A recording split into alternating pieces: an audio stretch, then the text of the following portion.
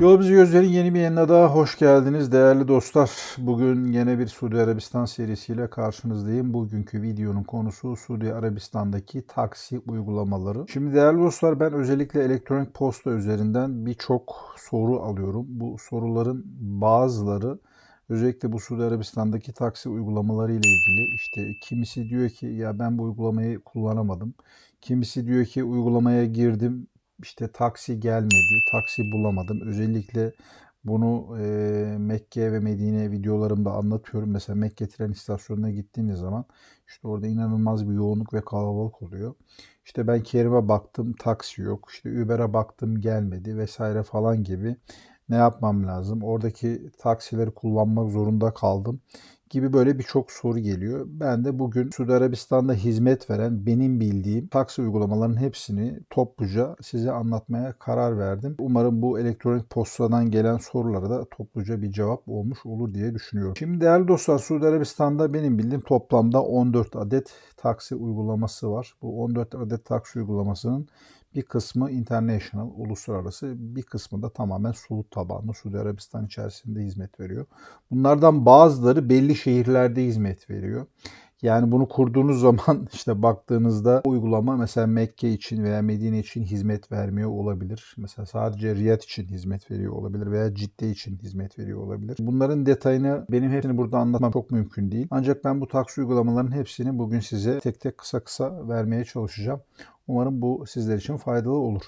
Şimdi ilk uygulama Kerim. Orta Doğu tabanlı çıkmış bir firma. Uzun yıllar bağımsız olarak hareket etti. Daha sonra Uber bu şirketi satın aldı arkadaşlar.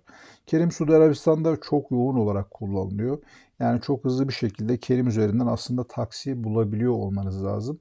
Ancak Kerim'de benim hoşlanmadığım kısım, kendi adıma söylüyorum, sürekli olarak bir dinamik fiyatlama uygulaması yapıyor. Örneğin bir yerden bir yere gitmek istiyorsunuz. İşte bir bakıyorsunuz mesela, size o an 50 Suudi Riyali veriyor. 10 dakika sonra baktığınız zaman bakıyorsunuz bu 60 olmuş. Bir 5 dakika sonra baktığınız zaman 90 olmuş. Sürekli olarak fiyatı aşağı yukarı çekiyor. Bunu da arz talep dengesine göre yapıyor muhtemelen. Çünkü diyelim mesela Mescid-i Haram'a gideceksiniz. İşte öğle namazına gideceksiniz veya akşam namazına gideceksiniz. O an tabii talebin yoğun olduğu bir zaman. Bu talebe göre, talep çok fazla ise ona göre fiyatı yukarı çekiyor. Talep daha azsa fiyatı ona göre aşağıya çekiyor. Kerim'de dediğim gibi böyle bir dinamik fiyatlama uygulaması var. Bu benim çok hoşuma giden bir durum değildi. Ancak avantajlarından bir tanesi, dediğim gibi, Kerim'i kullanan, Kerim üzerinden hizmet veren çok fazla taksi sürücüsü var. Kerim en hızlı taksi bulabileceğiniz uygulamalardan bir tanesi. Şimdi bir diğeri Uber. Uber uluslararası bir şirket. Merkezi San Francisco'da, Amerika'da. Dünyanın en büyük şirketlerinden bir tanesi. Dünyanın birçok ülkesinde hizmet veriyor. Türkiye hala bunun dışında. Uber Türkiye'ye bir geldi bir gitti. Yasal süreç oldu, bir yasaklandı vesaire falan. Konu karışık. Uber Suudi Arabistan'da arkadaşlar hizmet veriyor. Ancak Uber'in şöyle bir dezavantajı var Suud'da. Uber üzerinden taksi hizmeti veren sürücü sayısı Kerim'le kıyasladığım zaman daha az. Yani Kerim'e baktığınız zaman atıyorum 5 ila 10 dakika içerisinde çok hızlı bir şekilde taksi bulabilirken Uber'de bu bekleme zamanları daha fazla olabiliyor. İkinci sorunda Uber'deki taksi seçenekleri biraz daha az. Bakıyorsunuz mesela siz bir kişisiniz. Size Uber X dediğimiz işte büyük araç öneriyor. İşte bunun da rakamı tabii ki daha fazla oluyor.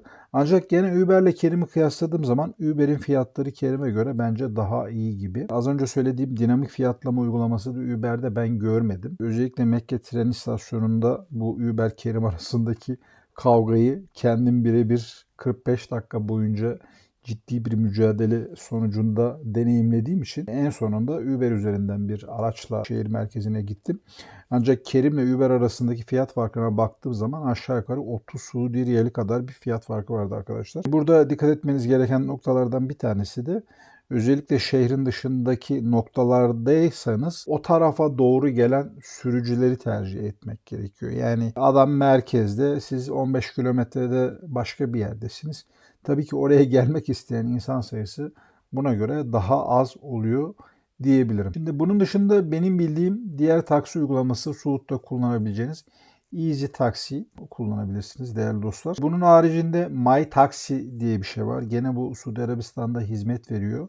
Bu da yeni uygulamalardan bir tanesi. Pixi var. Pixi'yi de biliyorum ben. Ancak ben bunu kullanmadım hiç. Arzu eden, merak eden arkadaşlar bunu kurup kullanıp deneyimleyebilirler. Jenny bu da uluslararası bir şirket. Tabanlı. Bu da büyük bir şirket. Jenny'yi de kullanabilirsiniz. Jenny de Suudi Arabistan'da hizmet veriyor. Kayyan diye bir uygulama var. Bu tamamen Suudi Arabistan'ın kendi içerisinde hizmet veren bir taksi uygulaması. Bu Kayyan'ı ben kurdum. Arkadaşlar bunu kullanmaya çalıştım.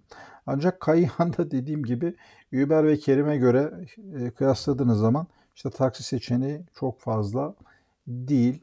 Baktığınız zaman mesela size diyor ki işte 30 dakika beklemen lazım. Benim gördüğüm dezavantajlarından bir tanesi buydu. Kayyan tamamen Suud tabanlı bir taksi uygulaması.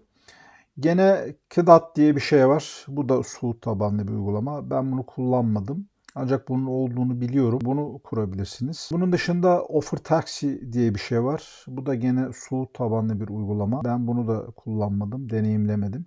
Ancak bilginiz olsun diye burada size anlatıyorum. Bunun haricinde Saudi Taksi var. Bu normal taksi uygulaması. İstanbul'daki bir taksi gibi bir şey bu. Buna bakabilirsiniz. Yalnız bunun Android tarafında bir uygulaması yok galiba. Onu bulamadım.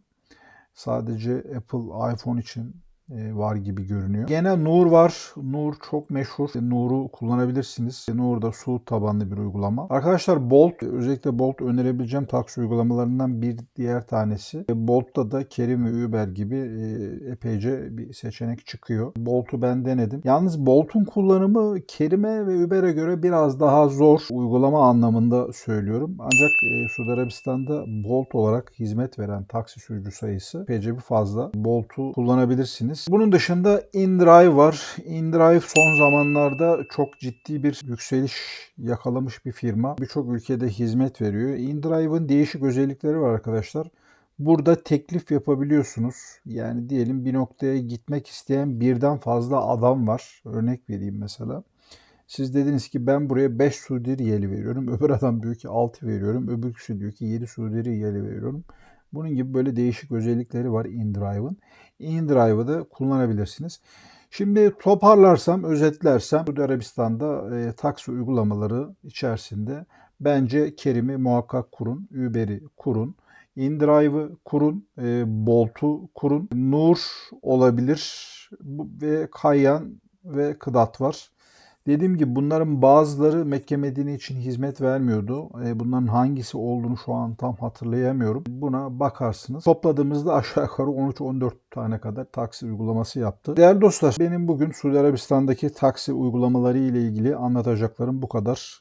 Umarım bu video sizler için faydalı olmuştur. Aynı zamanda elektronik posta üzerinden abi başka taksi uygulaması yok mu? Sadece Kerim mi var? Uber mi var? Videolarında hep bundan bahsetmişsin diyen arkadaşlara da umarım cevap olmuştur. Her zaman söylediğim gibi videoyu beğenmeyi ve kanalıma abone olmayı unutmayın. Bir sonraki videoda görüşmek üzere.